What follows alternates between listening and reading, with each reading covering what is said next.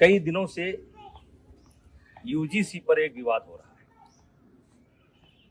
और यूजीसी का विवाद यहां से शुरू होता है कि सरकार पढ़ने वाले बच्चों के बीच में जो सवर्ण बच्चों के द्वारा कभी कोई घटना घट जाती है उसको लेकर के दलित और ओबीसी बच्चों के संरक्षण के लिए एक कानून लेकर के आई है, जिसके कारण बड़ी भ्रामक स्थिति हो गई है और आज देश में बड़े पैमाने पर विरोध हो रहा है। ये मेरे सामने कुछ बच्चे हैं, इसमें हमारे भी बच्चे हैं और दलित समाज और पिछड़े समाज, लगभग हर समाज के बच्चे हैं। ये रोज साथ में खेलते हैं। कितने दिन से तुम लोग साथ में खेल रहे हो? 5 साल से ये बच्चे डेली शाम को आते हैं और खेलते हैं। फिर इनको कोई नाश्ता पानी, जैसे लड्डू मिठाई, चाय, आम, मटर, सीजनल, यानी जो घर पर रहता है वो ये लोग साथ में बैठ करके ये नाश्ता करते हैं। ये कोई कानून के तहत नहीं कर रहे हैं, ये कानून के बंदिश से नहीं खेल रहे हैं। ये हमारी सनातन की परंपरा रही है, हमारे नस नस में है। पंडित दीनदयाल जी ने कहा था कि जो नीचे हैं उनको ऊपर लाना है, और यही हमारी सनातन परंपरा है, यही हमारी सवर्ण परंपरा है कि जो नीचे हैं उनके साथ भेदभाव ना करना, ऊपर लेकर के आना। इसका मिसाल ये किसी कानून के तहत नहीं हो रहा है। और आज मैं सरकार से कहना चाह रहा हूं कि समाज कैसे चलता है, ये ऑफिस में बैठ करके समाज को नहीं चलाया जा सकता है। समाज को चलाना है तो गांव आइए और गांव में देखिए कि बिना भेदभाव के, बिना किसी जातीय रंग के एक साथ बच्चे खेलते हैं। कोई बच्चा किसी की जात नहीं पूछता है।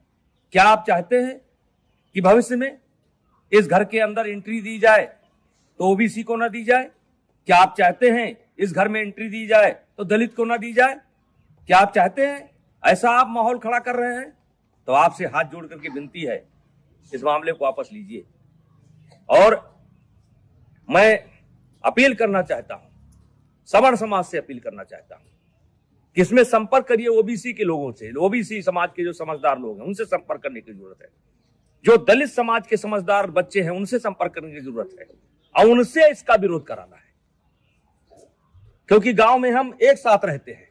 गांव में कोई शादी होता है, ब्याह होता है, हर आदमी का कोई ना कोई हक है, कोई ना कोई नेग है, हर तरीके से भागीदारी होती है। अभी मैंने सनातन कथा कराया, 1 जनवरी से लेकर के 8 जनवरी तक मैंने सनातन कथा कराया, और जिसमें सदगुरु ऋषिकेश्वर महाराज जी ने कथा कहा। मैंने 52 जाति समाज के जो धर्म गुरु थे उनसे उद्घाटन कराया, उनसे एक एक वृक्ष लिया, और मैं सनातन वाटिका बनाने जा रहा हूं। आपने तो कानून बना करके हमारे उस मिशन को स्वाहा कर दिया। आकर के आइए, हम आपको दिखाते हैं कि कौन सा समाज ऐसा है जिसने उस कथा में भागीदारी नहीं की है, सहयोग नहीं किया है। तो ये कोई नई परंपरा नहीं है, ये हमारी सनातन परंपरा है, ये हमारी परंपरा रही है। इसमें कानून की कोई जरूरत नहीं है। हाँ, कोई बच्चा गलती करता है जो क्षमा करने योग्य नहीं है तो उसको आप सजा दीजिए। यदा कदा घटनाएं घट जाती हैं, सजा दीजिए, उसमें कोई विरोध नहीं है। लेकिन ये जो कानून है ये समाज में टकराव पैदा करेगा, और इसीलिए आज कई दिन से मेरे ऊपर दबाव पड़ रहा था, बोलो बोलो बोलो। हमने कहा हम गांव में जाकर के बोलेंगे। ये बच्चों को मैंने जानबूझ करके इकट्ठा नहीं किया है, इसमें हर जात समाज के बच्चे हैं और एक रोज की बात नहीं, रोज खेलते हैं। और ऐसा केवल यही नहीं है, हर गांव में है। हर गांव में कोई क्रिकेट खेल रहा है, कोई कबड्डी खेल रहा है, कोई खो खो खेल रहा है, एक साथ पढ़ते हैं। वैसे भी इसके पहले आपने कानून बनाए, दलितों के ऊपर अत्याचार ना हो इसके लिए कानून बनाए। क्या दलितों के ऊपर अत्याचार रुक गया? महिलाओं के साथ अत्याचार ना हो उसके लिए कानून बनाए आप, क्या वो रुक गया? दहेज के नाम पर कानून बनाए आप, क्या वो रुक गया? रुका नहीं, दुरुपयोग ज्यादा होता है। जहां ऐसे कानूनों की समीक्षा की बात होनी चाहिए, अब पता नहीं किस मंशा से अधिकारी बैठ करके ऑफिसों में निर्णय ले लेते हैं।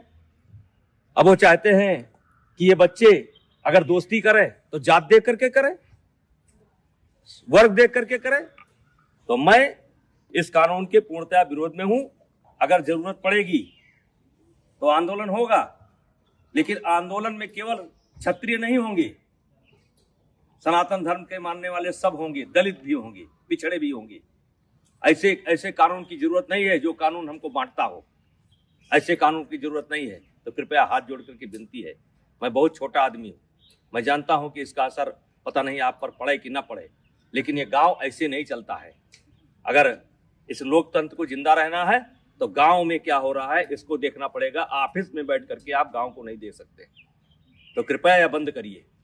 सवर्णों के बीच में झगड़ा होता है, ब्राह्मणों ठाकुरों के बीच में भी झगड़ा होता है, दलितों के बीच में झगड़ा होता है। कहां तक आप कानून बनाएंगे? तो भाईचारा स्थापित करिए। और ये जो कानून है ये समाज को फाड़ फाड़ कर देगा, और इससे आने वाले समय में देश का बहुत नुकसान होगा, राष्ट्र का बहुत नुकसान होगा, समाज बढ़ जाएगा। कृपया हाथ जोड़ करके विनती है, ऐसे कानून न लाएं। कहने को तो बहुत कुछ इच्छा है, बोला जा सकता है, लेकिन बोलने की कोई आवश्यकता नहीं है। इस कानून से ये बच्चे बढ़ जाएंगे, ये जात देख करके दोस्ती करेंगे। कितने साल से आते हो तुम लोग? 5 साल से आते हो। और कुछ नाश्ता पानी मिलता है? हैं? खेलते हो?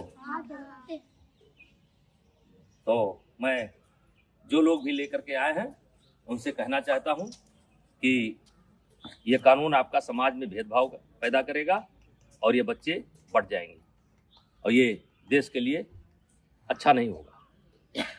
और मैं इस कानून में, वैसे मैं एबीपी का बयान देख रहा था, संतुलन की बात की गई है।